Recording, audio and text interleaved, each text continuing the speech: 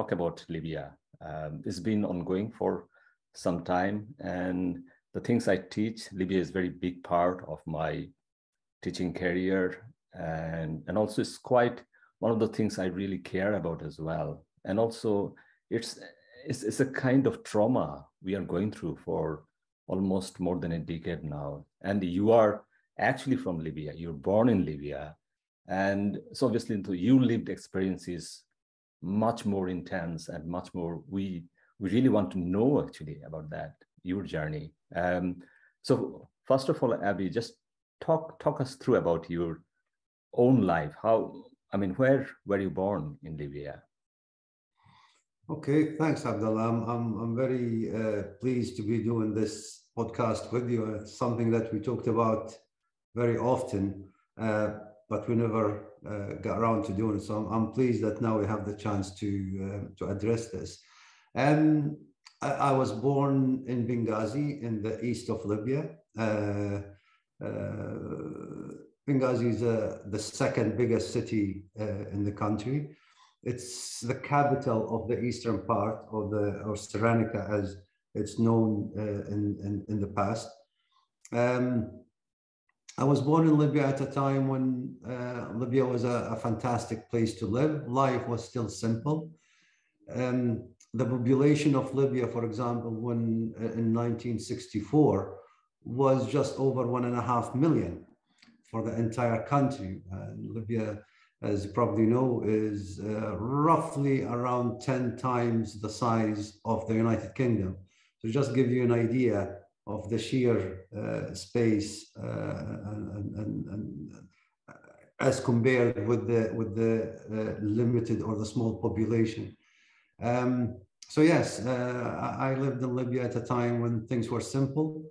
1964, Libya was still ruled by, it was still a kingdom. King Idris I was the monarch at the time. It had a system that resembled the current UK system of constitutional monarchy. That lasted until 1969, when al-Gaddafi and a group of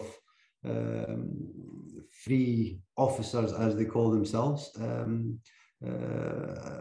conducted a military coup against the monarch, and Libya became a republic at that time. So yes, Libya was a completely different place back then. Just one pertinent question can be, perhaps you might be too young. Did you have any memories of that day, that particular day, when the revolution? Yeah, actually, that's very interesting. You're right. When the 1969 revolution took place, I was around 5 years old at that time. And you know what? I remember that day. I remember those few days. Don't ask me about anything else, but these are the things that stick in your mind. I remember, for example, one of my memories, that how everyone stayed at home because it was a military coup. So life was suspended, as it were. So all the neighbors, the men, for example, my father, my uncles, and so on, people in the street, for example, they were all congregating inside someone's house or a garage entrance with the shutters half closed so that no one would come. And the conversation was, of course, about what's happening in the country, and the military were in the street. So every now and then I remember seeing armed military personnel patrolling the street. It was very peaceful, I must say. The revolution was bloodless. It was a bloodless coup. It was very peaceful. But for about a week or 10 days, that was the prevailing picture in the street, where people are very quiet and, life had stopped, basically. You can only go to the shop to buy provisions or whatever, but you can't, for example, jump in your car and, drive to your work, or if you have a business, go to your business or whatever. That was not allowed. So yes, it was a very strange time, but at the same time, there was a lot of excitement because under the previous regime, the monarchy, good as it was, and now that I'm I'm older and I can contrast, and from what I read and so on, it was good. It was a fantastic experience. But there was a perception at the time that all the wealth and all the privilege was in the hands of the few, and the majority of the population, which was really a lot of Bedouin tribes that used to live in many parts of the country and come to the city, as it were, to make a life for themselves. They felt marginalized, and they didn't share in the newly found wealth of the country. Oil was discovered in Libya, for example, in the early 60s. You know, it was still a new initiative, but people didn't see the benefit of that. So there was excitement when the revolution happened in '69, and people were excited to see what the new regime would bring and how would that impact on their lives. Mm-hmm. Because like I can relate some of the things, because I mean, in my lifetime, because half of my life I spent in Bangladesh, and during my life there, I actually witnessed 3 military coups. It's quite a traumatic experience, because suddenly, you know, it's like kind of almost reset things, everything kind of, you know, restarting, and no one has got any idea what's going to happen. And also those, like, you know, those secret meetings, I still remember, you know, we all stuck in our houses, and the uncles, you know, and everybody was like trying to sneak through at middle of the night. I mean, perhaps if it were happening now, I think I would be much more traumatized, because those days, younger, you know, like, I mean, didn't think much, and thought that, yeah, you know, at least we'll not die. That's right. There are possibilities to get killed as well. Lots of people got killed, abducted, tortured, all kind of things happen. Mm-hmm. So in my case, most of the time, the coups comes with some kind of serious, you know, killings as well. Mm-hmm. So what happened to your king during this coup? Well, when the coup took place, the king was actually outside the country. Okay. He was in, now let me think. I think he was in Turkey. He was in a state visit, and he wanted to come back to the country, but he wasn't allowed.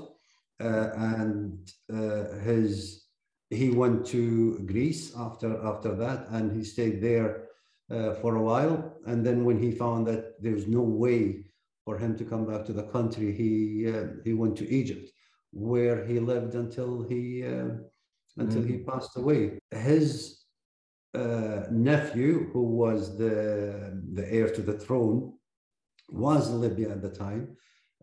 He was arrested. So has many of members of the royal family or members of the government at the time. They were arrested, but it wasn't for a long time, and he also was made to leave the country. So there has been no executions, there has been no killing, but a lot of the figures from the previous regime were arrested for a while, and then they were basically asked to stay at home. And most of them did exactly that, and they stayed until the end of their days. Mm-hmm. So I'm just trying to go through like some kind of chronological kind of situation as well. So basically, Gaddafi ruled for almost 40 years. Yep, 42 years and counting. Yeah. 11 years. So you must have some good memories and some bad memories. Tell us some of those things. Okay. It's very interesting for me because I suppose in a sense I was lucky enough to live before the revolution. Okay, I was still very young. I was still growing up at the time, so still a child. But also I've lived in the early days of the revolution, and you're absolutely right. I mean, there was a period of time, I would say, for the first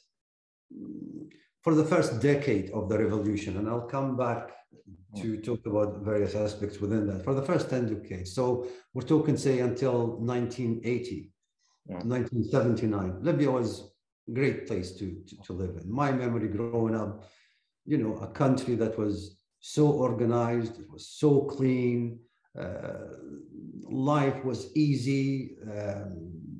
People had wealth. We could afford everything that we wanted. As youngsters, as teenagers growing up, we could even travel abroad for the summer months if we wanted to.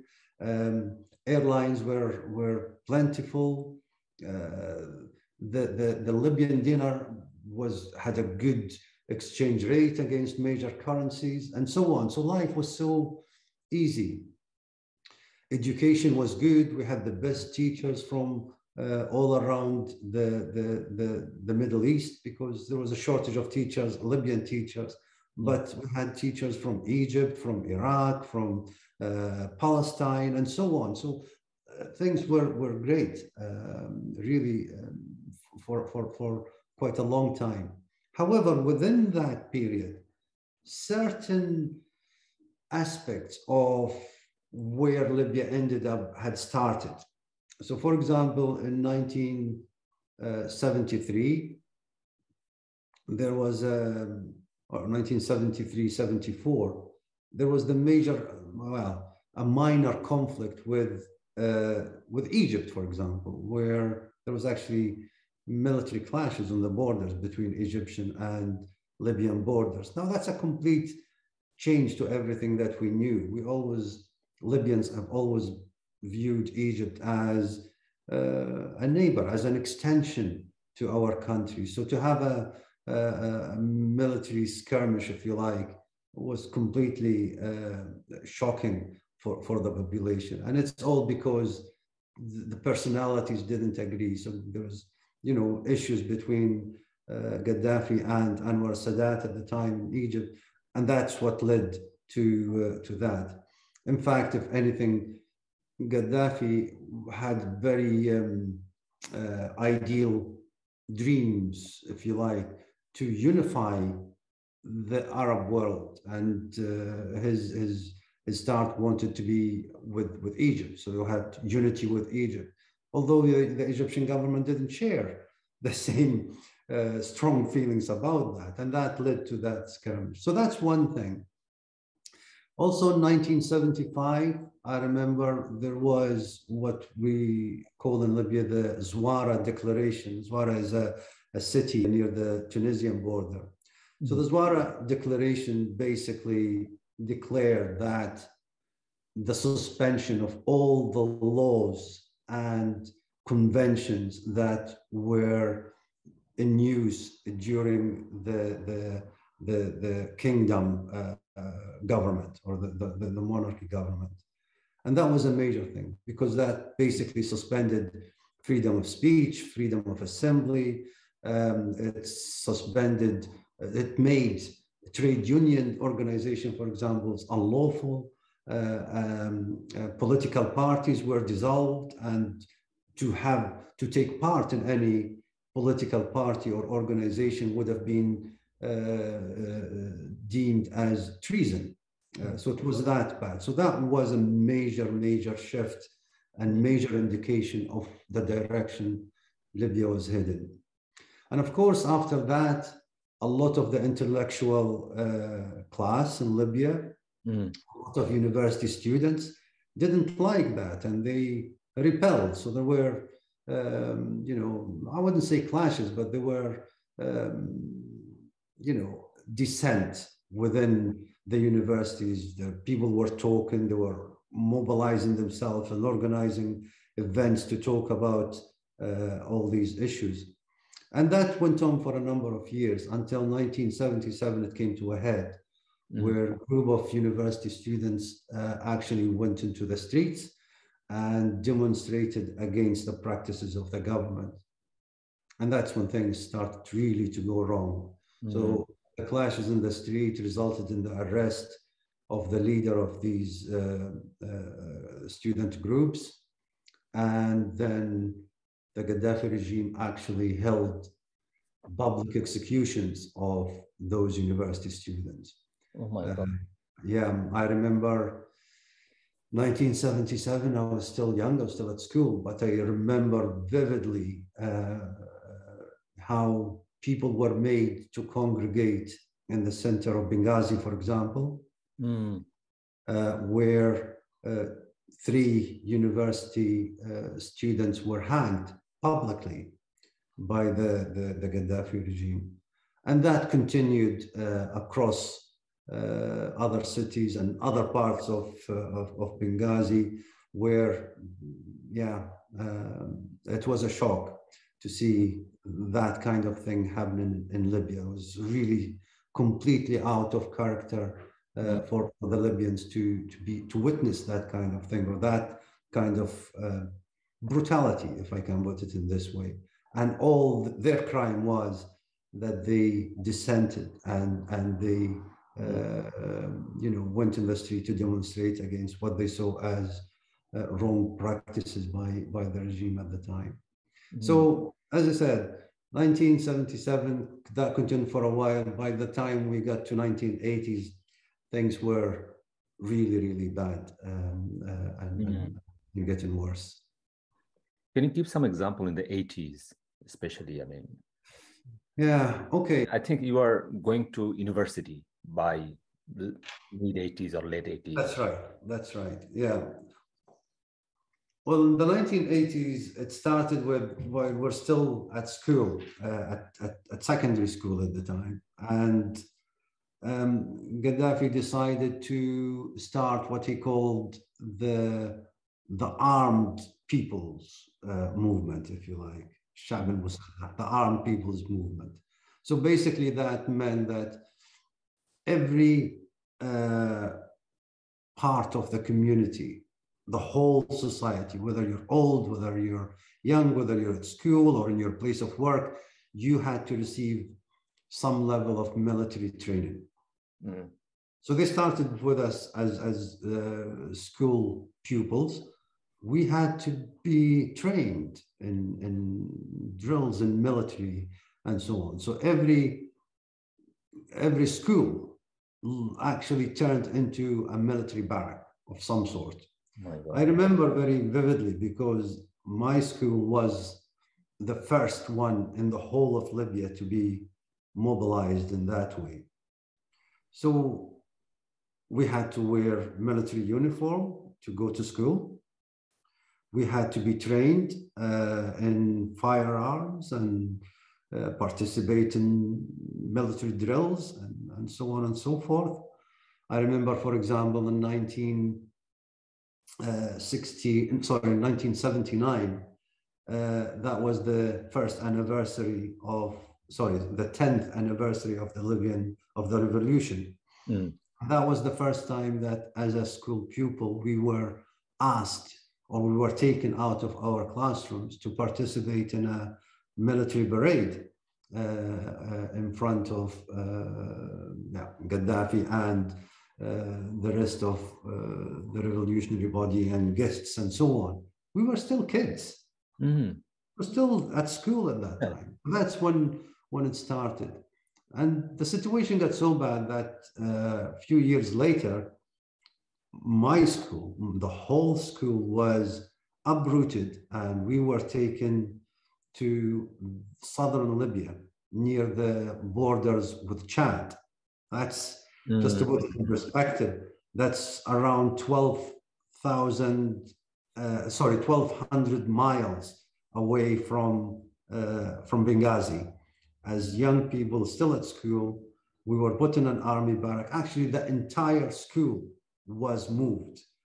That includes teachers, management, everything. And we had to spend an entire academic year based in that army barrack. Mm-hmm. And that meant that instead of attending classes, we had to attend military training for half of the week, and we attend classes for the rest of the week. We were given military uniforms, we were given weapons, we were given even army serial numbers at that time. And things got even better. We started receiving some kind of money from the army for being there. And it was very, very surreal experience to be in the middle of nowhere away from our families, away from everything that we knew. We knew that there was war at the time between Libya and Chad, border war.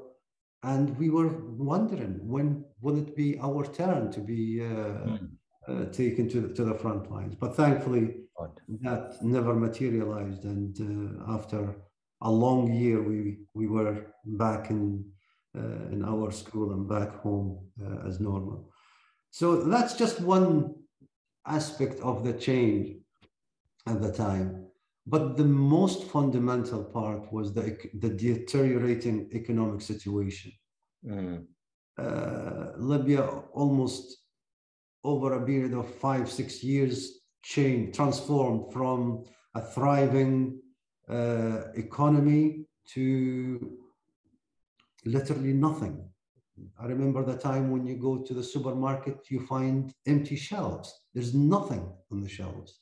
Oh my God. Nothing to buy. You have money in your pockets, you can't spend it because there's nothing to buy. You can't find clothes, you can't find food, you can't find, the only thing that was plentiful was petrol in Libya. But apart from that, life was very, very tough for a very long time in the early 80s. So yeah, that was my memory, at least of the early 80s. I mean, that's like fascinating. I mean, so we are talking about, he basically recruited child soldiers, basically, the school kids, isn't it? Yes, and old people as well. So, you know, like people in their 50s and 60s were also mobilized. I mean, just to, you know, one of the things that maybe not many people know about, a detachment of this older generation that were taken, they turned up for their training, military training, wherever that was, as normal. They were put in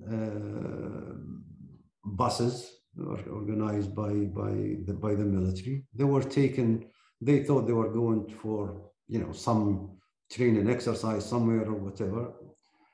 The buses took them to the local, well, to the nearest military base.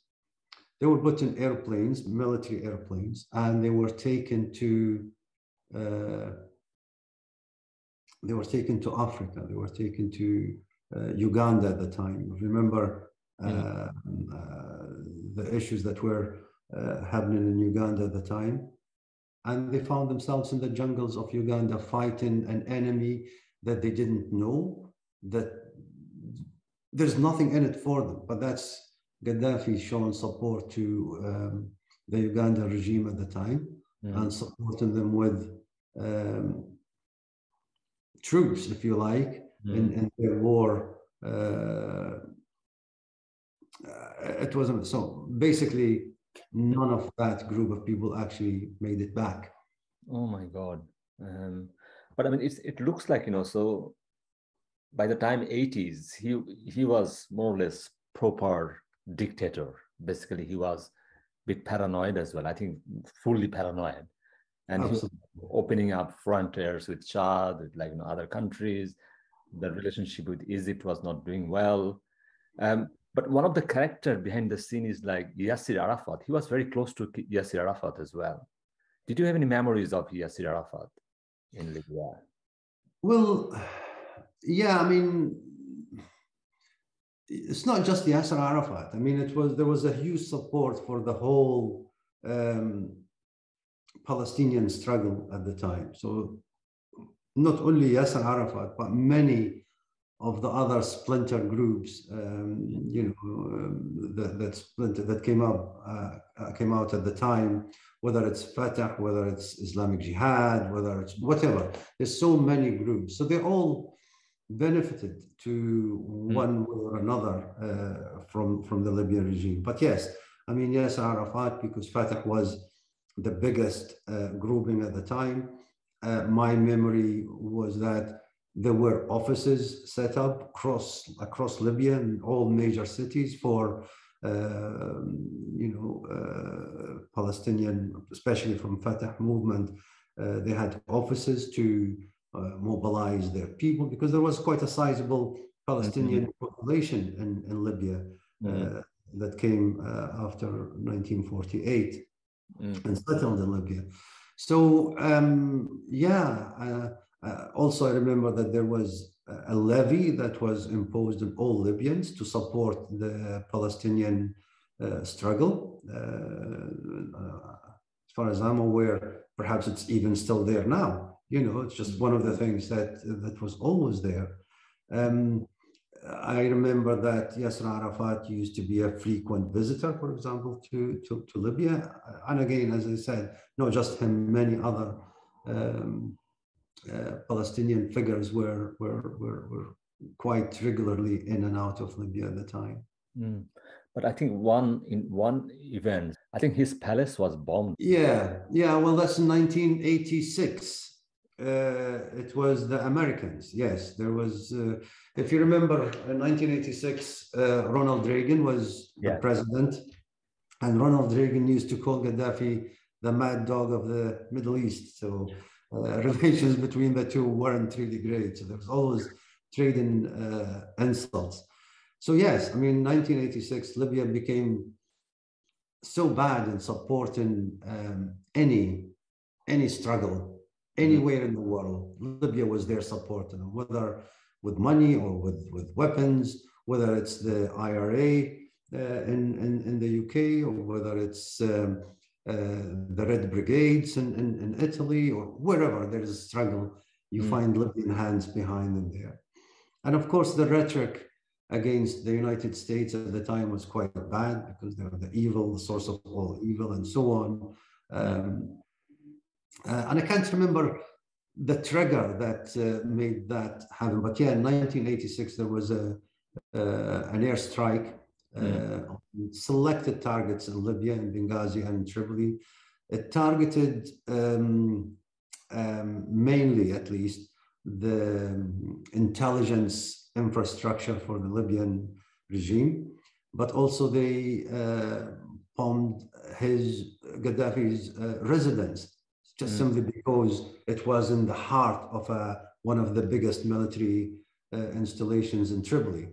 And as the story goes, his youngest daughter was killed in that attack. Whether that's true or not, we don't know, but certainly the Libyan regime made a big show of that. And I think, well, no, I don't think, I know that the house, the remains of that house were kept as a shrine for many, actually until the revolution, the last February revolution in 2011 happened, and the whole building was destroyed. The remains of that airstrike became a shrine that Gaddafi made sure that every official visitor to Libya was taken there to show them how barbaric the American regime was in bombing his house. So yes, it's a very, very strange back then. No, because I mean, in my talk with Noam Chomsky, we were talking about Yasser Arafat quite a lot. And one thing we kind of pinpointed that, I mean, Yasser Arafat was not strategic in terms of political acumen. He was mixing with the wrong people. He was supporting the wrong people in the wrong time, and which created problem for him. I mean, the way Gaddafi was behaving, I mean, it seems quite erratic, isn't it? More or less late 70s and the 80s, he's just gone mad. And basically, he just got paranoid that people are after him, someone will kill him. And it created more security apparatus around him. So it's quite surreal, the word you use, you know, living under that paranoid man.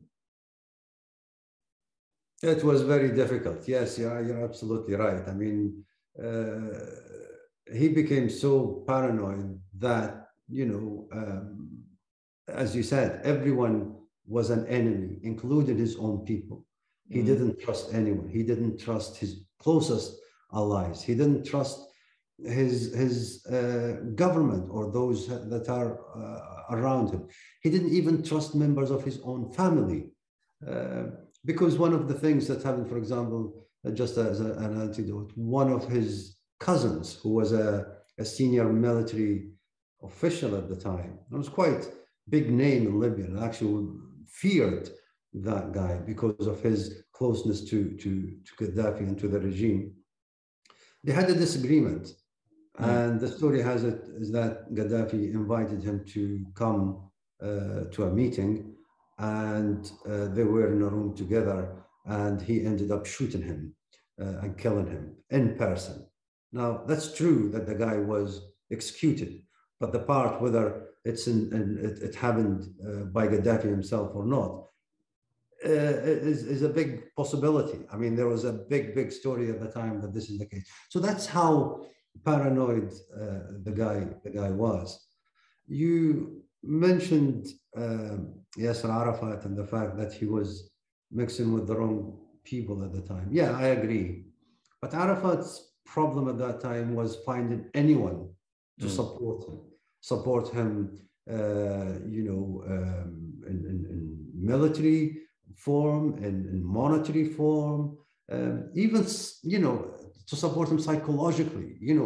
There was hardly anyone at the time around him. So when he found someone like Gaddafi who was more than willing to make the whole portion of his country available to anyone with that kind of ideal to fight the Zionists or to fight the Americans.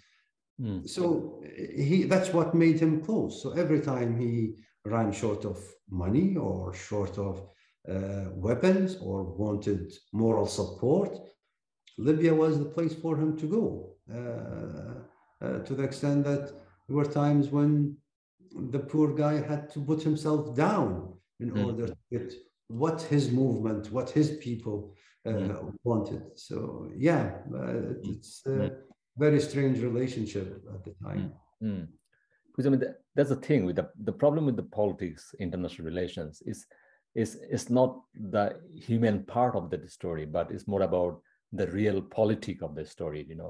How strategic you are, and then sometimes it makes you struggle more, troublesome, more dangerous. But I mean, you were right. I mean, when like Yasser Arafat was looking for some kind of ally, because this guy was fighting from Jordan and then like Lebanon and then Tunisia, so he's like just shafted to the wall. I mean, just one thing, because I mean, I teach Middle East politics. One of the things always come back to me is that peace treaty between Israel and Egypt, 1979. So that's the like Camp David. So you mentioned about the Gaddafi fell out with Anwar Sadat. That's one of the reasons, or before that? It started before that. As I said, it started when Gaddafi wanted to create, or actually he did create the union between the three states, so Egypt, Libya, and Syria. They had a union, Ittihad al-Jamhuriyat al-Arabiyya, the union of the Arab countries. It didn't say how many, but the Arab countries. There was only 3 of them at the time. That lasted for about a year, that union, and then of course it fell apart, at least in anything but name, and that's when the problem started with Sadat. But then the signing of the peace treaty with Israel, that was the final straw, I think, in that relationship. So yeah, and again, I mean, in all honesty, it wasn't just in Libya, it was throughout the Middle East. Sadat was vilified by doing that. However, if you ask me with hindsight, if they had joined Sadat at that time and got involved in the peace process, I honestly don't think that the Palestinian struggle would be at the state that it's in now. I strongly believe, with the benefit of hindsight, that things would have improved drastically for the Palestinian population as a result, had everyone at the time embraced the peace process. But of course, decisions were made based on what the situation was at that time, and at that time, to put your hands in the hands of the enemy, as it were, or as perceived at the time, then that was not a good thing, and that led to um, Egypt and Sadat in particular having a lot of enemies across the Middle East. Mm, mm. I mean, especially like, because with me, like almost Sadat was doing this peace treaty under duress because Egypt was in trouble after that, Yom Kippur War and then struggling with money. So basically, Israel and America put money on the table and then sign it. And then Egypt still gets like, I think, $2 billion aid from that treaty. So it's very important for their economic things. But the problem is, I mean, the money actually goes to the military apparatus rather than actual people on the ground. So that's another story. But at the same time, I think that, when you say that if the peace was done collectively, but then they could have more leverage as well and then had a better deal, because the Camp David was done by excluding Palestinians altogether. There's nothing to do with Palestinians. If you read like Camp David Treaty, there's nothing about Palestinians. It's all about Egypt and this, like it's like land exchange, basically. Mm. I'm just trying to explore a bit, like, about the paranoia, like, I mean, what Gaddafi was going through. So like that peace treaty, and then subsequently, obviously, Israel invaded Lebanon. So I think he must have been triggered that, because obviously he was worried about his own safety as well, because he was a legitimate target by Israel. So like lots of things happening in his brain. So one thing he was not focusing on is actually his own people, the people he was supposed to serve. Mm. And he was losing his country. And I think the only way he could rule is by dividing and rule. So like, those like tribal connections on the ground, and then move one tribe against another tribe. So I'm just like making up things. So like you will expand my ideas. Do you think those observations are kind of make sense to you? Yeah, absolutely. But, I think Gaddafi was very secure within Libya. Mm. There was absolutely no doubt. I mean, yes, I mean, there were a few coup attempts against him, but I mean, few. So when you think in 40 years, there were two major, if you call them that, attempts to overthrow him. And both these attempts come from within the army. So within groups that were aligned to him. The first one was shortly after the revolution, so talking about 1971, where the Minister of Defense at the time, Adam Hawaz, who was a member of the Free Officers that overthrew the king, tried to effect a coup against Gaddafi. That was very quickly dealt with, and it was gone. And then in 1975, there was another attempt by another group of officers, and most of the leadership of that were arrested, executed, and the rest of them either fled the country, or if they were inside the country and there was a big investigation and massive arrest, and some of them were imprisoned for quite substantial time until it was proven that they weren't part of that. So just because of the suspicions over them, they were dismissed from the army, which was a big thing for a lot of them. Mm.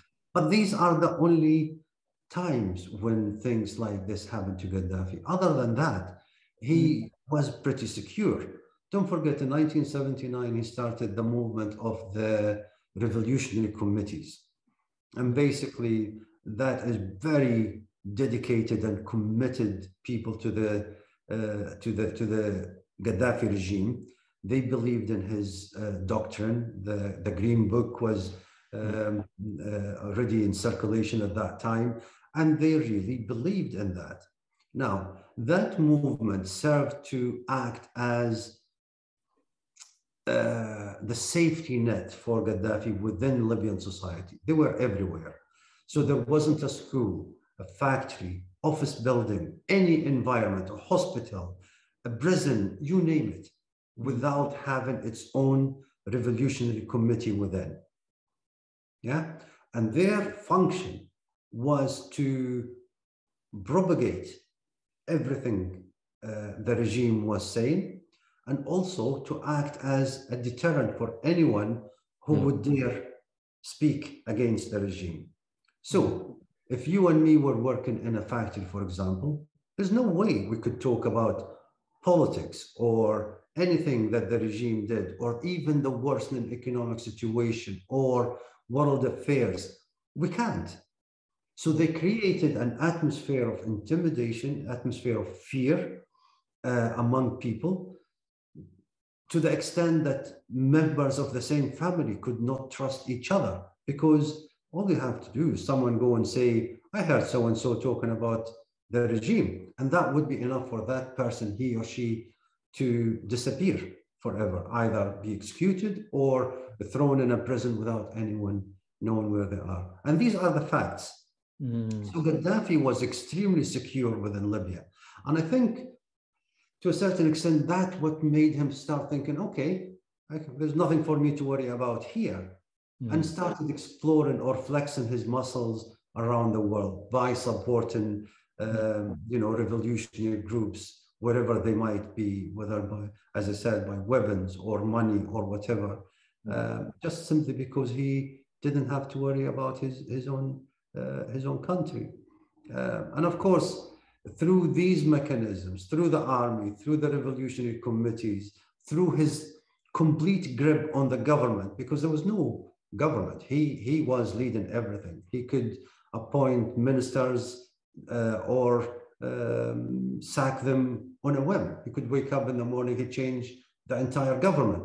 No one could tell him no. He didn't have to answer to any authority or whatsoever. He was everything in Libya. But that's a serious consolidation of power. And then how he did that, how he mobilized these numbers. that's extraordinary, isn't it? Well, if you think of Libya geographically, Libya, as I said at the start of the talk, Libya is a vast area. And Libya is a tribal society. So, various tribes are based in various parts of the country. In the whole, they get on okay together, although like any tribal society, there's always feuds between them, historical or territorial or whatever.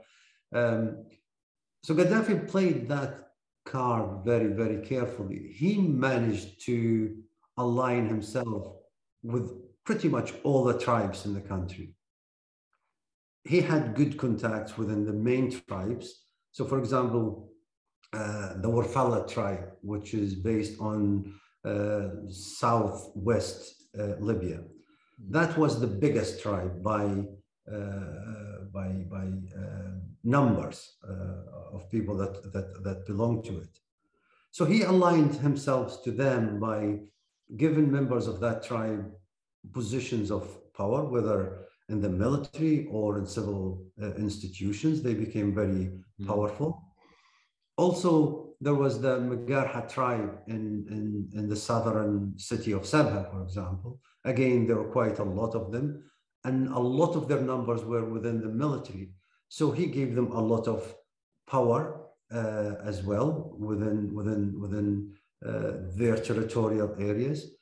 In the in the east of the country, he aligned himself with tribes that had influence in the area. So he positioned himself with these tribes, and they acted as his protectors in these areas.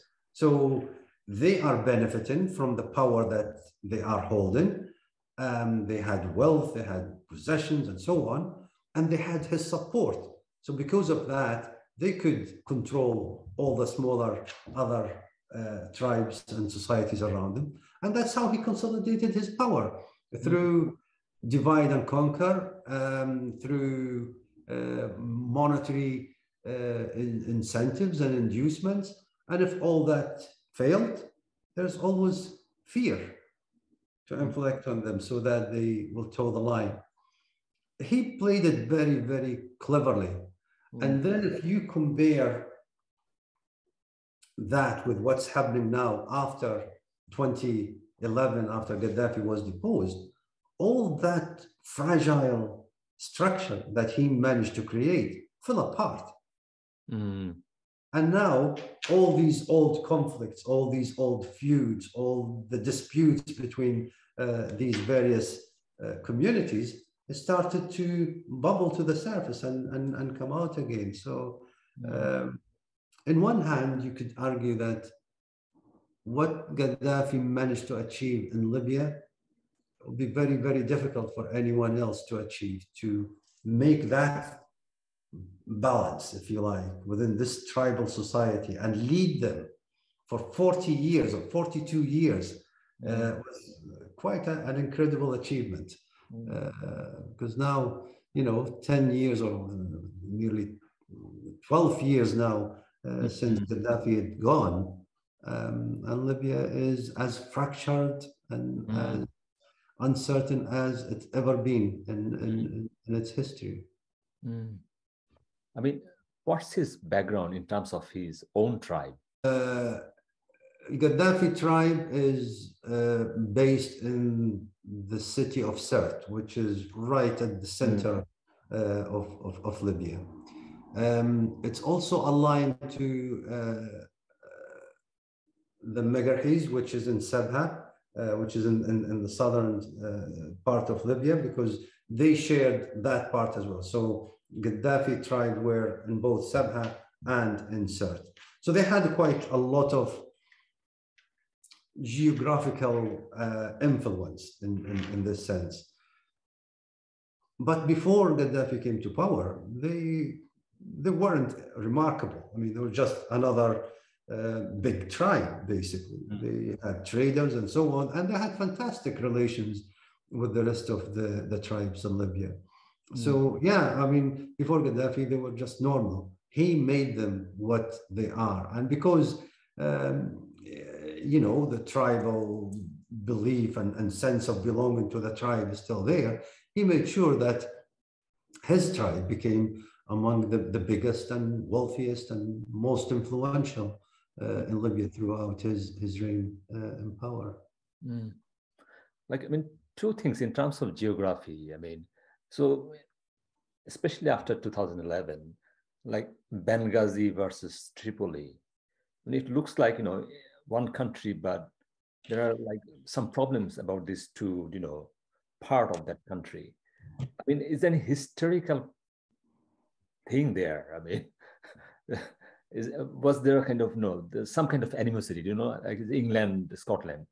I mean, we can live together, but we should never, that kind of thing. Well, I can answer this in two ways. I can answer it in the truthful way.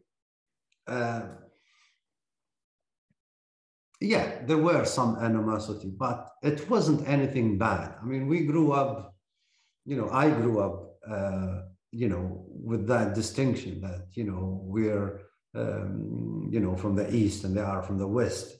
We talk differently. We have different accents, for example.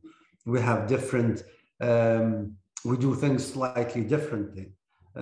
They call us the Bedouins because everyone in the east of the country, they're the Bedouins. They're just, Bedouins that came and living in a city.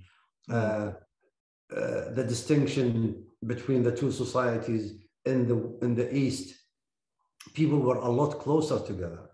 The tribe meant quite a lot because we're all belonging to a few tribes. So everyone knows everybody.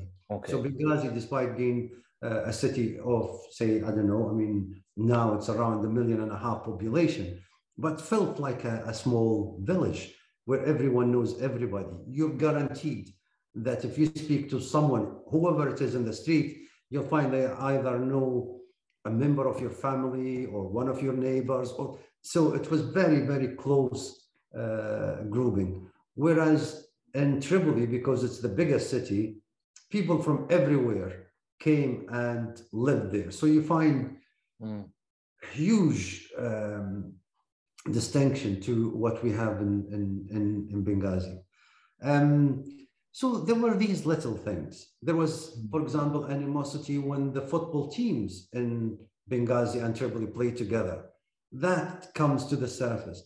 But really, in the whole, We all viewed ourselves as Libyans. There weren't really. So I had many, many good friends, and I still have many good friends from the west of the country, from Tripoli, from Misrata, from wherever. It didn't mean anything. Yes, we joke and laugh. They still call each other, you know, the old endearing, you know, descriptions. But doesn't mean that we didn't like each other, that there was animosity against each other. That was back then. Now, or since 2011,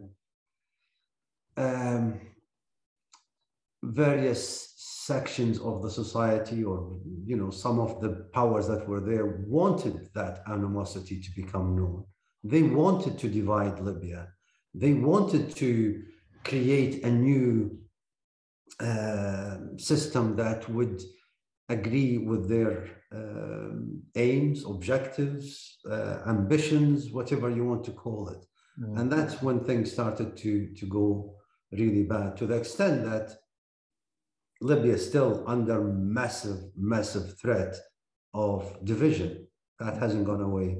And I don't think it's going to go away anytime soon. Of course, you know that historically Libya, before Gaddafi, or before it was united by King Idris, by the monarchy, it was 3 separate regions. It was Cyrenaica in the east, Tripolitania in the west, and Fezzan in the south. So these were 3 separate regions.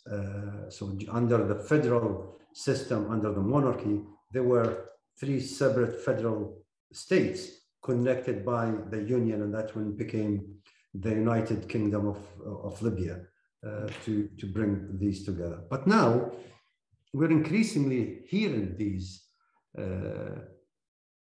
old distinctions coming to the surface. So you hear about Tripoli or the West, and you hear about Barga, which is Cyrenaica in the East, and you hear about Fezzan, and it really is bubbling. And if the current political situation persists without a resolution that all the Libyans agree on, and if there is no solution to the issue of armed militias and the proliferation of weapons throughout the country, I'm afraid it almost becomes inevitable that a split will happen. How, where, I don't know, but a split is very, very likely these days. Because I mean, we just cannot do justice the history of Libya in like one or 1.5 hours. But I think if you just do a like kind of more or less summary version of Libya in our podcast today, then we can you know catch up with some of the things we don't touch in our next one, perhaps. Because I mean, one of the things you talked about this like fractured society. I teach United Nations as well, and the how this, you know, the Security Council and the way the resolution being passed. I still remember 2011. At one point in the Security Council, they're talking about there's an imminent danger that Tripoli, like Gaddafi, will run over whole Benghazi. So we are talking about that's like kind of, you know, one of the terms they use. It's called R2P, responsibility to protect. So you are facing an imminent danger that if you don't act, then something really bad will happen, like Rwanda or like Srebrenica.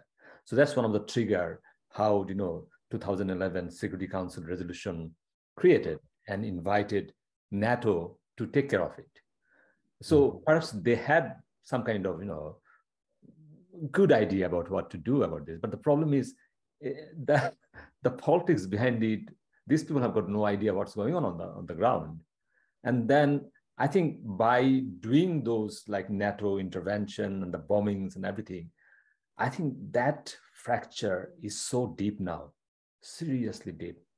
So that's my observation. Do you think, I mean, it kind of bit of truth there? Well, absolutely, Abdullah. I mean, you summarize it quite succinctly there. That was the excuse or the reasons why NATO acted at that time. And let us be honest, as part of the Arab Spring, when the revolutions were everywhere and around us in Egypt and in Tunisia, it was inevitable that that movement will come to Libya. And yeah, in February 2011, the Libyan people, especially in Benghazi, well, you know, actually at that time it was only in Benghazi, they rose against the regime. They rose because Benghazi became, and the entire east of the country and the south, to that matter, became so marginalized and ignored. There was no infrastructure projects. There was no development projects. There was nothing.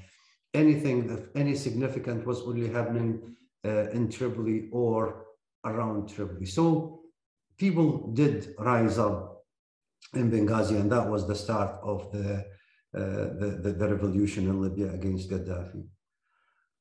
Of course, initially Gaddafi thought that this was just you know, a small grouping of people, and I'll go and show them some fear. I'll make them fearful again. I'll kill a few people, and everything will get back to normal. And he did that.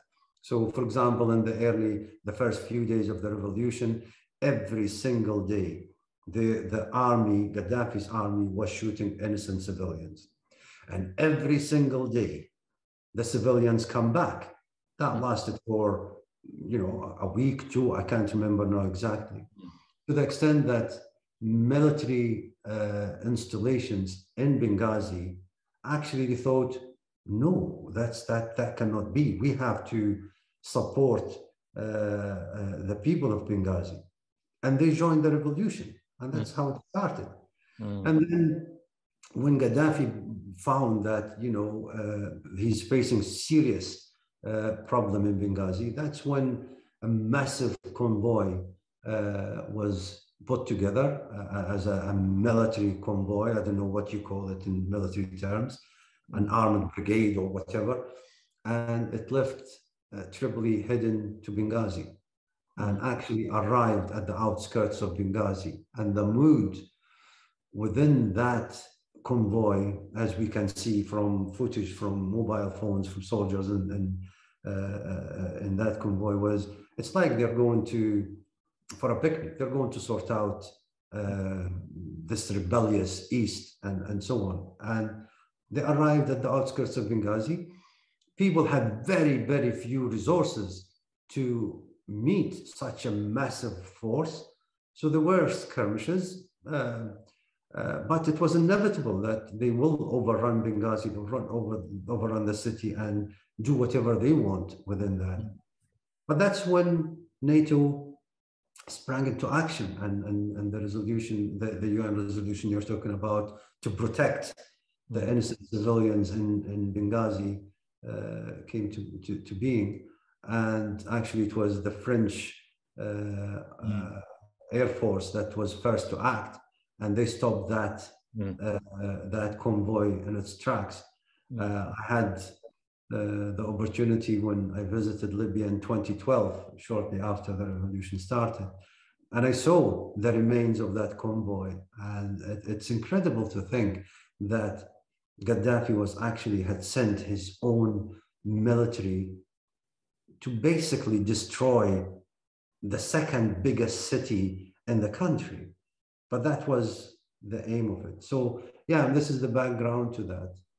However, now with the benefit of hindsight and the benefit of knowing what happened since then, I truly believe that that was not the only reason the UN made that decision, or that the reason that NATO acted so swiftly.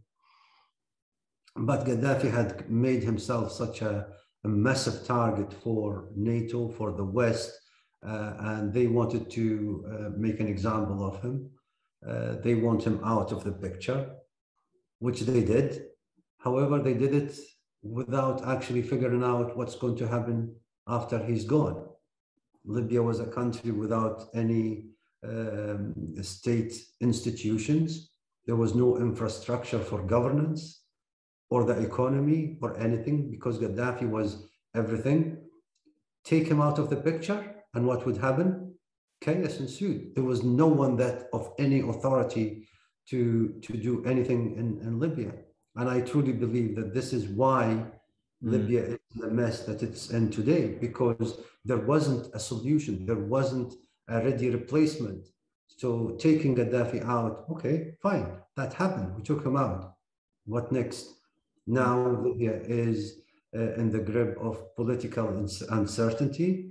It's almost at the point, as I was explaining earlier, of being divided into various factions. Proliferation of weapons is at an unprecedented levels, and that's, I'm talking about globally, not only by Libyan standards.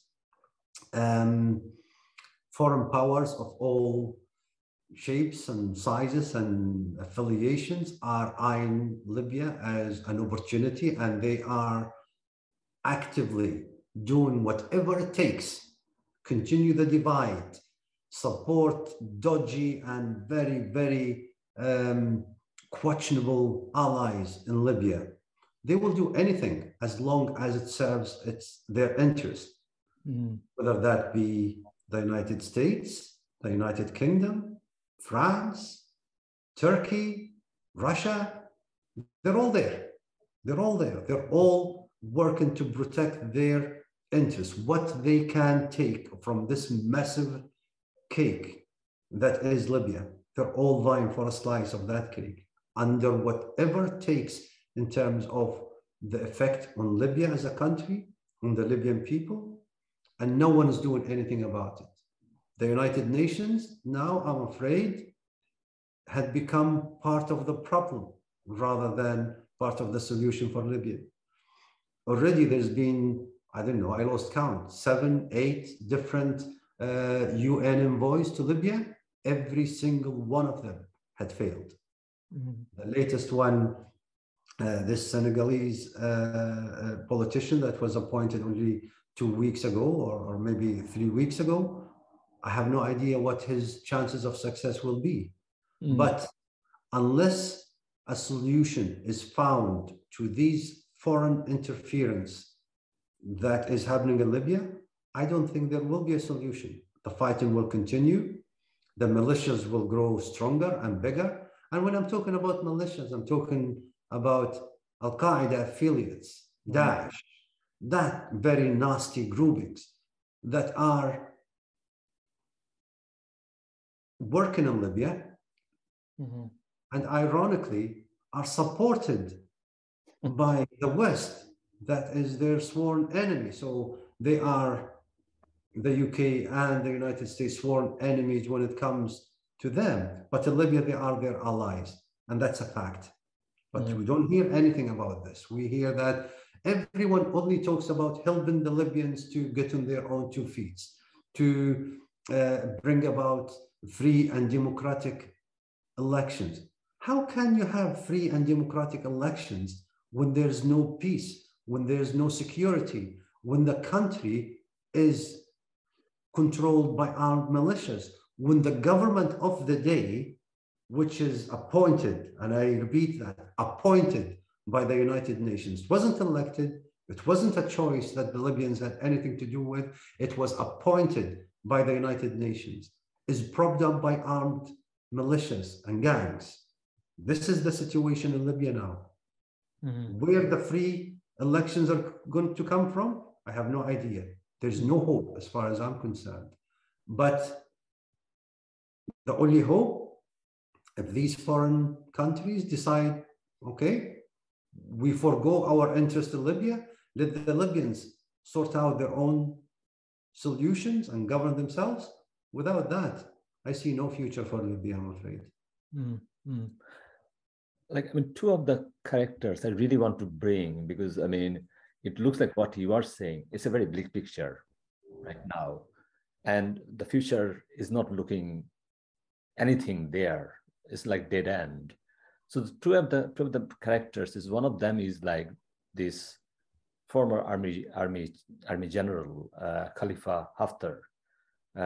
He was one of the closest friend of Gaddafi as well. I think he fell out with Gaddafi during the Chad clash, and then he left the country, went to America, became an American citizen. I think he stayed there for 20, 25 years. He came back after 2011. Now he's more or less a big figure in the whole Libyan conundrum. It looks like his point of view is, we are the legitimate government. So, or whatever it is, the people who are in Tripoli, they are just, a bunch of, people who are propped up by this militia group, this Al-Qaeda, Daesh, perhaps, a couple of other countries like Egypt, Saudi Arab, and I think America has got interest there as well. So tell us about this character. I mean, because it looks like, when you're talking about you have to unite the country, you need some kind of powerful figure. And he thinks that he's that person, he's the powerful figure, and he can, come back. But at the same time, there is also a chance for, coming back to the same thing again, like the Gaddafi kind of figure, like one man, one show. Okay, I think it suits many people and many international powers to portray Khalifa Haftar in that light. I think it serves their interest. If you ask me, I mean, what I know is that Khalifa Haftar, as you said, he was a major army figure in Libya during the time of Gaddafi. He was very close, you're absolutely right, to the extent that he was the commander of the Libyan forces during the Chad war. But he fell in Gaddafi during that time because of Gaddafi's failure to protect his troops that were fighting his war in Chad. And that's history, by the way. That's all documented. The fact that he allowed or he failed to warn his troops of an imminent airstrikes that were organized against him because he had already reached a peace deal himself, and he forgot to tell his troops. A lot of Libyans were killed. Haftar, when that came about, he felt that he cannot support Gaddafi anymore, and that's how he had whatever communications he had with the CIA or whatever, and ended up, not just him, with another large group of his officers and so on, they found themselves in America. Now, when the Libyan revolution started in 2011 and the war against Gaddafi started in earnest, and troops from the east of the country were heading towards Tripoli to finish the job, as it were, and it was a bunch of volunteers, few trained soldiers. So there wasn't really, it was a rabble, really. I mean, if you look at some of the footage from that time, people were driving up to the front in their private cars and so on. So Haftar came and he assumed the responsibility, or some of the responsibility, for the troops there, alongside other major figures like Major General Abdel Fattah Yunus, who was the Minister of Defense in Gaddafi's government at that time, and who splintered when the revolution started and took the side of the people. So they both were there. And that's how Gaddafi, Haftar became involved in there. Now, shortly after that, Haftar, you know, after the killing of Gaddafi and so on, and everyone went back home, Benghazi was gripped by extremist groups. You had Ansar al-Sharia, you had Daesh, you had al-Qaeda.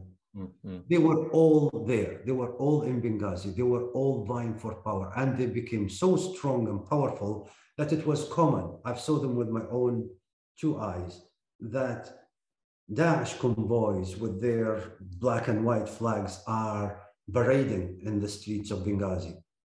They were in control. Their aim was to turn not just Benghazi, the whole east of Libya into an Islamic Emirates. That was a stated fact. They started harassing people. They started executing people. There was, in a 12-month period, there was no fewer than 400 or 500 executions of military figures, lawyers, judges, politicians, security service people, anyone who could have possibly mounted a resistance to these people was taken out of the picture. The people of Benghazi, and I'm talking about the heads of tribes and so on, they went to Haftar in his house. They knocked on his door and they begged him, please find a solution for us. Do you know that at that time, it wasn't unheard of for members of Daesh to behead someone? And I've seen it with my own eyes, well, through footage anyway, that they use the head as a football in the streets of Benghazi. To go into homes and rape and plunder and do whatever they want. And I'm not talking about Libyans, I'm talking about Daesh members from Yemen, from Palestine, from Egypt, from Tunisia, from Pakistan, from God knows where, who just descended in Benghazi under the name of the Daesh, because that's their promised land. That's going to be their emirate. So when those people went to Haftar and begged him, please find a solution for us, he did. He started gathering whatever is left of the Libyan army in that area. He managed to gather 300 soldiers in the outskirts of Benghazi. And that's what he had, 300 soldiers. And he came down the mountain into Benghazi to fight these extremist groups who were very well trenched. And that's how it started. I know that because my family caught in the middle of this. My mom and dad had to abandon their home. They gathered whatever they can. They thought they're leaving for a week or two, and they disappeared to the other side of the city to avoid the ongoing battles in the streets. They were outside their home for a year and a half. They were eternally displaced. And that's true for hundreds of thousands of families in the region at that time. And if it wasn't for Haftar, and if it wasn't for the troops that he managed to gather, and everyone else that came and supported him after that, Benghazi and the whole east of Libya, and probably the whole of Libya, would be under the control of these extremist groups. You don't hear about that in the news now because it doesn't serve the interest or the agenda of the people that are in the scene now, or the international powers that are in the scene now. But it is there, it's part of history, it is documented. There are books that are written during that period that details all this. So my point I'm trying to make, Haftar, with these 300 followers, and it's no connection to the famous story of the Spartans of the 300, no, but that's how it was. Now he managed to build an army. He managed to build a national army that counts on the thousands, that's well-trained, well-equipped, and they are keeping the peace in the east of the country and in the south. With all the troubles that are happening in Libya now, and you hear often and often, everyone from the international community, the UN included, that they call for peace and security of Libya and for the armed factions to stop fighting. What they really mean is the armed factions and the militias in the west of the country, but they don't specify that. They talk about it's like the whole country is in turmoil. No, there's nothing wrong with the east of the country, or indeed the south. Life is orderly. People are going about their own businesses. Yes, there's a Libyan military, but you don't see them patrolling the streets, harassing people, or having skirmishes among each other. That only happens in the west of the country, where the government is. So Haftar is actually a stabilizing force, because without him, not only Tripoli and the west would be in turmoil, but the whole country would be in turmoil and under the grip and the control of these armed militias. So it's not fair when they compare Haftar and the National Libyan Army in the west as similar to the armed rabble, sorry for using that word, that is in the west, that is supported by all the Western countries and by powers like Turkey and Qatar and whoever else. So, as I said, Haftar is being used as a pretense. That's why we want to, protect the people in the West, because Haftar is going to come and fight them and kick them out. Yes, he tried in 2019. He, rightly or wrongly, made the calculation that he can run Tripoli. It didn't work out. He retreated, and he's now back in the east of the country. That's it. That's finished. Everything that happened since has nothing to do with Haftar. He has absolutely no say in what goes on. Still, the country, the government in Tripoli is supposedly the government of national unity, is being trusted to run the whole of Libya. They have no interest in the east of the country. They're still only concentrating everything, solidifying all the power in Tripoli, to the exception of the rest of the country. And it is the most corrupt, criminally minded, dishonest government Libya had ever had. But that's the government that the United Nations appointed to run Libya. I don't know. I mean, I could talk all day about this, but it's sad to see the situation that Libya is in at the moment. Because I can remember, you mentioned a couple of times when I met you that you went back to Libya, you went back to Benghazi. So it seems like, you went there because you felt safe, isn't it? You went there because you knew that your families would be there. Yeah.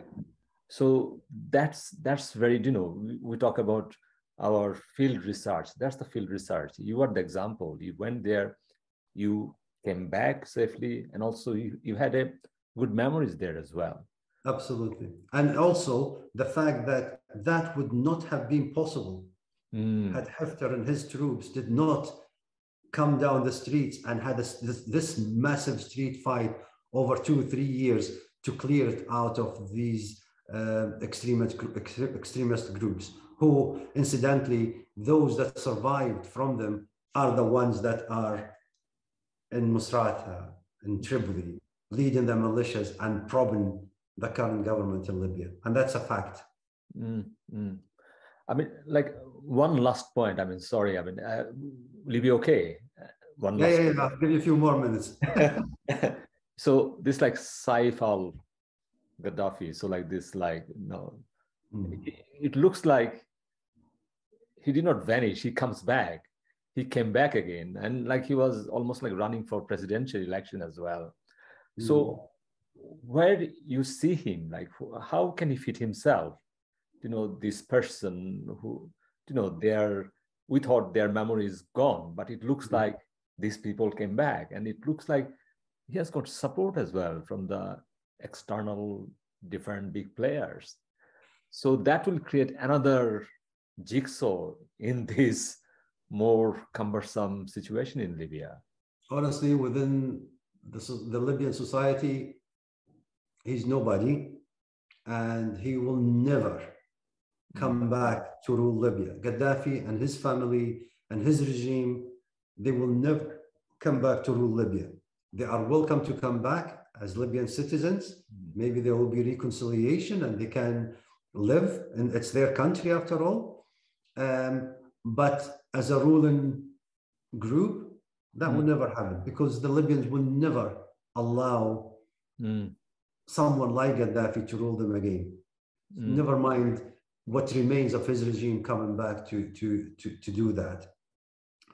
Saif al-Islam is there because he still have supporters. A lot of the supporters of the former regime had fled the country. So they're either in Tunisia or in Egypt or in other parts. So there's still a significant number of them that exist.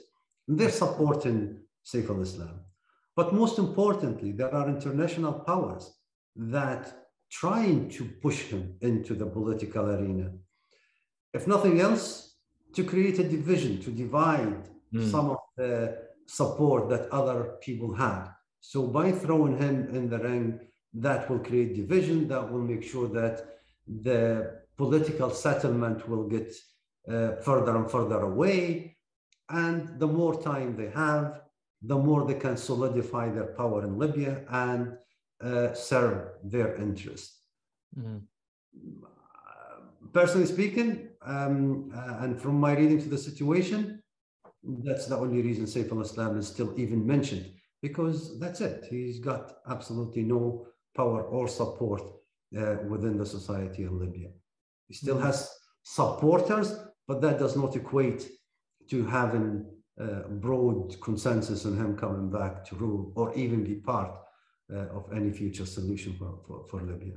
But it's quite fascinating, like the things you said, it looks like the person who can actually, create some kind of, safe place for all the Libyans, he's kind of, outsider by the Western world or the external forces. He has got no. Ask yourself, you're a very intelligent person, Abdullah. Ask yourself why. If you are an international community that doesn't want Libya to have peace or become a nation again, what best way to do that or to achieve that other than excluding the only person that could possibly unite the country and bring some peace and security? Because the minute that happens, all their interests will go. By the way, I'm not supporting Haftar, far from it. I have many, many issues with him going back to his time when Gaddafi was still there.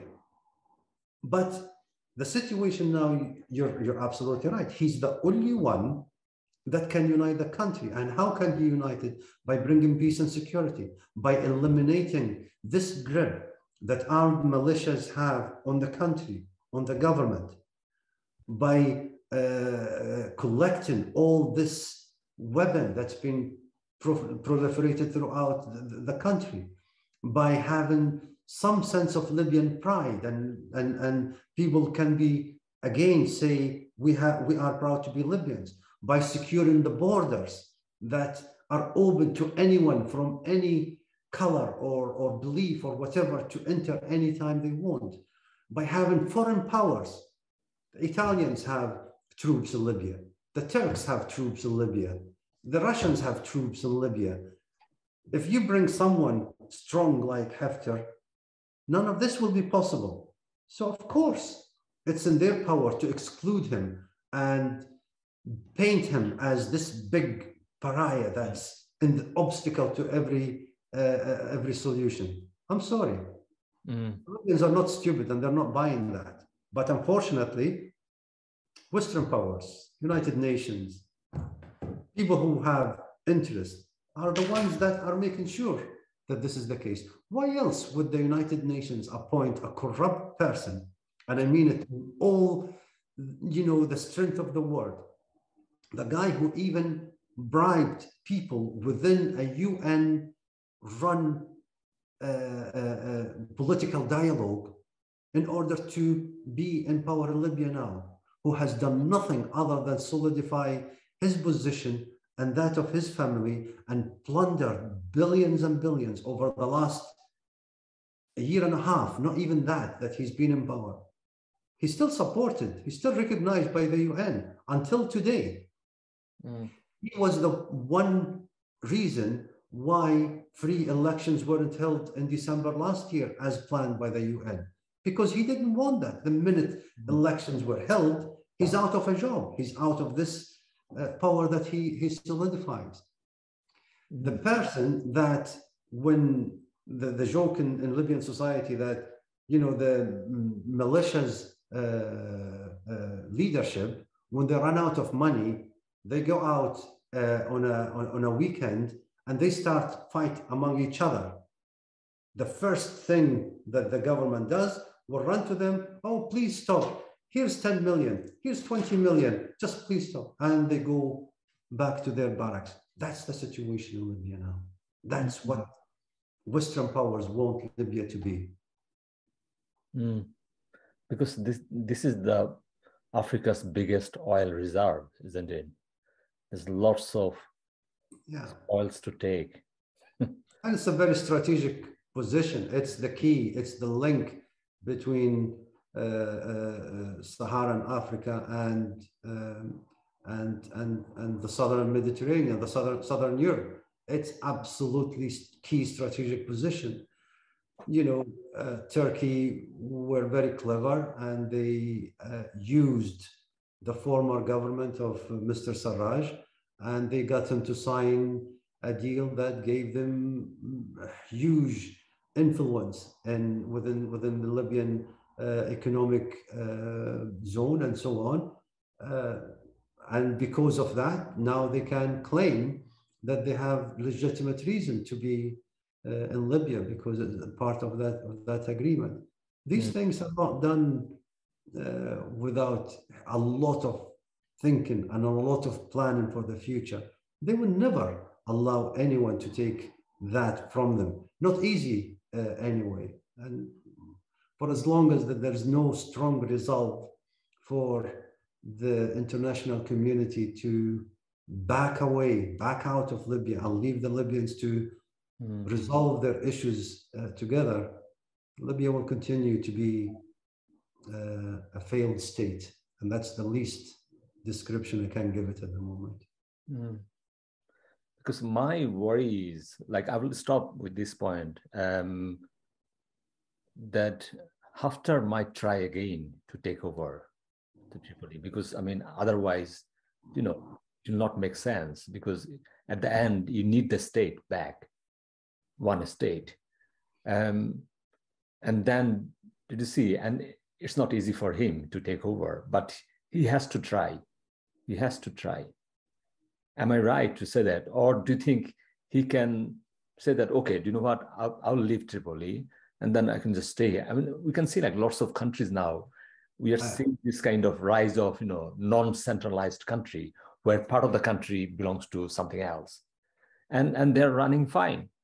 No, I don't think he will try again. I think, you know, because after the 2019 attempt, Turkey in particular solidified a lot of its presence in Libya. They are now in control of the largest military base in Libya, in the west of the country. They took it. It was in the hands of the Libyan army and Haftar, just to the southwest of Tripoli.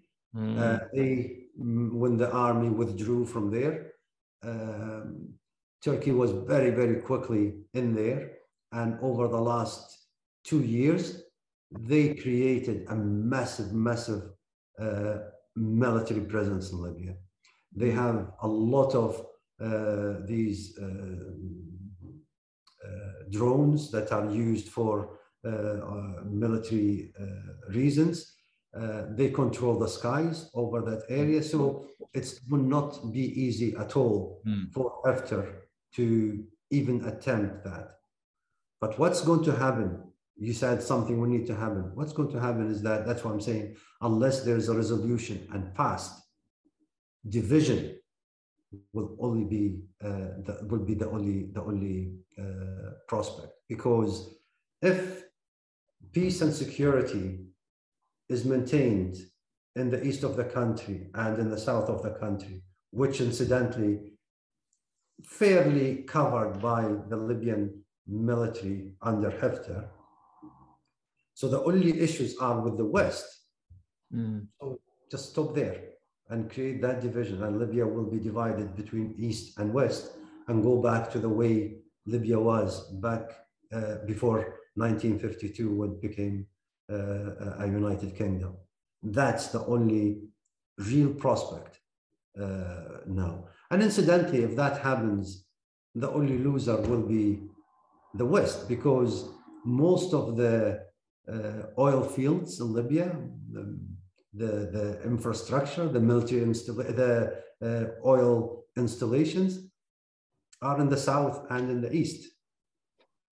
So yes, there's still some in Libya, but not to the same extent as in there. So what's going to happen there? Of course, that's not an option the West would like to contemplate, because that means that if you had backed the wrong side, then you're in the wrong end of that equation. It's a very, very sad situation that's been created there. And the answer is not easy. Whatever the answer is, it's going to involve a lot of bloodshed going forward, one way or another.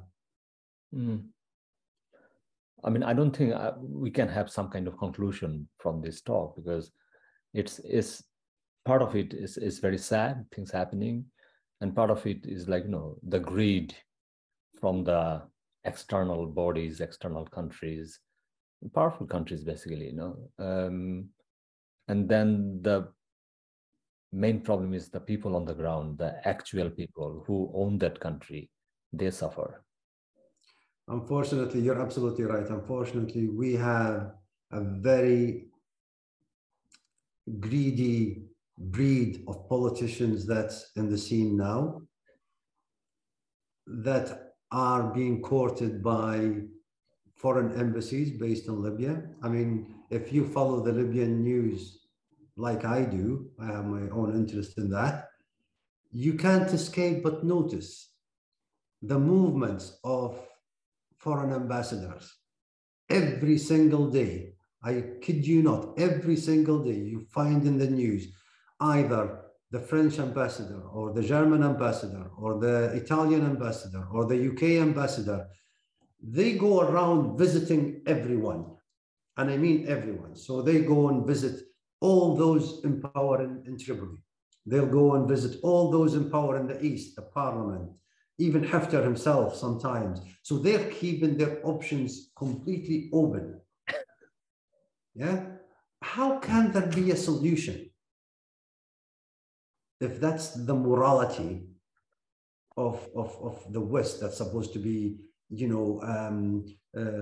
very moral, and they have a good moral compass? I'm sorry, when it comes to Libya, that doesn't exist. None that I can see. They're all vying for power. They're all vying for what they can achieve for themselves and their respective countries.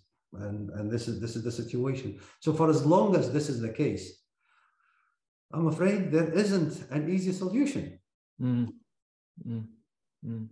And you're absolutely right. We can't bring this to any conclusion, because this is happening as we speak. This is a situation that's currently taking place every single day. Instead of getting better, it's actually getting worse. And the common denominator is foreign interference in Libyan affairs, including that of the United Nations. Thank you so much, Abi.